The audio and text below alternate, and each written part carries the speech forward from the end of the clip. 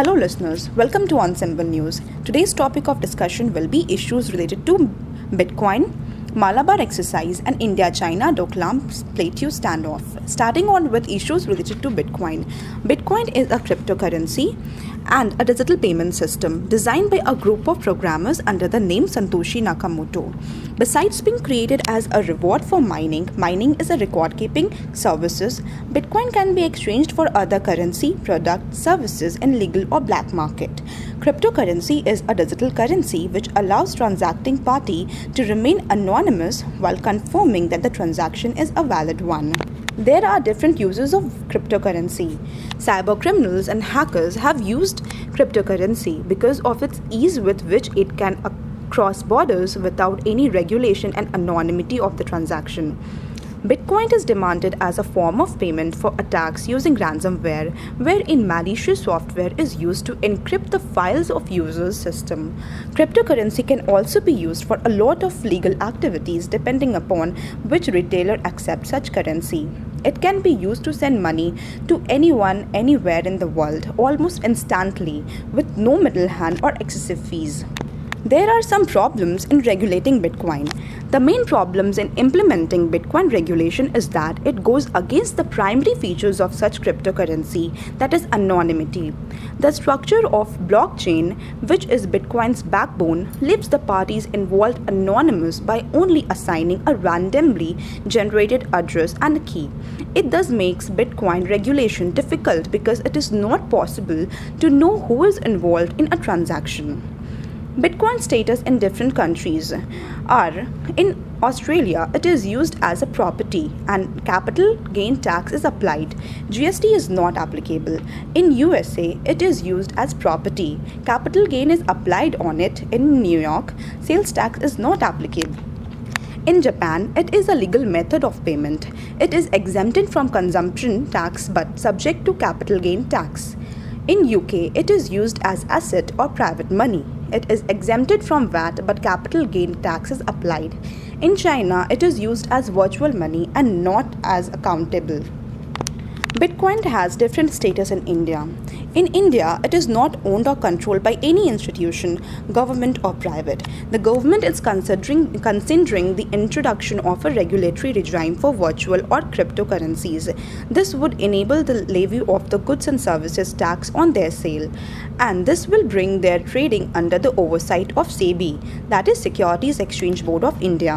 It is also being considered to ban Bitcoin in India. This will disincentivize those interested in taking speculative risks. It will also encourage the development of a supervision ecosystem and promote a formal tax base.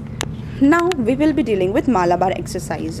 Exercise Malabar is a trilateral naval exercise involving the USA, Japan and India as permanent members and Australia and Singapore as non-permanent members. It began in 1992 as a bilateral exercise between India and the US. However, in 2007, a joint exercise involving 25 vessels was conducted from all the 5 members in the Bay of Bengal. The 2017 exercise was the 21st edition of the exercise. It focused on aircraft carrier operations, air defense, anti-submarine warfare, surface warfare, visit boat search and seizure, search and rescue between India and the US and Japan. The presentation of aircraft carrier are: India represented by INS Vikram Aditya, the US was represented by USS Nimitz, and the Japan was represented by USS Izumo. The goal of Malabar 2017 is submarine hunting. It featured both ashore and at sea training. The latest edition comes at a time when the Chinese Navy is making fresh efforts to expand its footprint in the Indian Ocean. China has traditionally monitored the Malabar exercise. China has sustained a determined opposition to Malabar because of its paranoid suspicion that India is colliding with the US in attempt at containment. The annual Malabar naval drill between India, Japan and the US is also power projection, which China has watched closely. With the high seas vulnerable to terrorism, gun rising, piracy and drug trafficking, better interoperability would help the participating navies counter threat more effectively. Since South China Sea is very much under control of China, it is concerned that the expeditions in Bay of Bengal would hamper its control over the sea. The USA and India are wary of growing control of China over the sea and want to keep their hold on it as well. There is also a strategic thinking before holding the Malabar exercise during rainy season, as at this time the sea is more rough. The South China Sea is a cyclone prone region. Thus, if Chinese come out to demonstrate against the exercise, the rough sea would provide equal conditions for both the parties. The Indian government has signaled that it is willing to expand security infrastructure in the Indian Ocean, and Malabar exercise is an excellent opportunity to test the battle readiness of its navy. The last topic is India-China Doklam Plateau standoff. Indian troops intervened to block the path of Chinese soldiers engaged in building roadworks on the Doklam Plateau of Bhutan's territory, and Beijing laid claim upon. Beijing responded by closing access to Indian pilgrims seeking to proceed through the Nathula Pass on the Kailash Mansarovar. The Chinese are interested in the region because the road which passes through Bhutan's territory has significantly enhanced China's military logistics in the region. China aims to promote the development of the Yadong region, which is connected to the Lhasa with the highway. China is also aiming to establish formal ties with Bhutan. It was reported to have pressured Bhutan by saying it if would not agree to a border deal unit until Bhutan allowed it to open a diplomatic mission in that country. It will also like to adopt a military posture in the area to ensure that it can defeat India in any military contest. At the same time, it is seeking to check India's efforts to help Bhutan. India and China relation is affected by it because China accused Indian border guards of crossing into its territory to stop the construction of the road. Chinese are using it to send various political messages.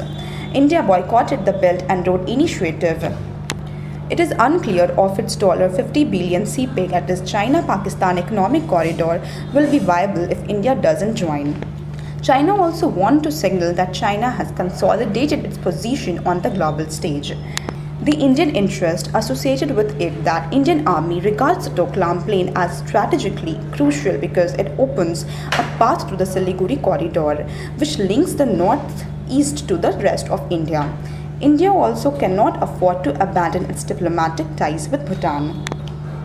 The solutions are that India can make some kind of economic concessions to China, while we say that of CPEC we should offer to join BRI, that is Belt and Road Initiative. At the same time, we need to ensure that we aren't sidelined to smaller stage by the global giant next door.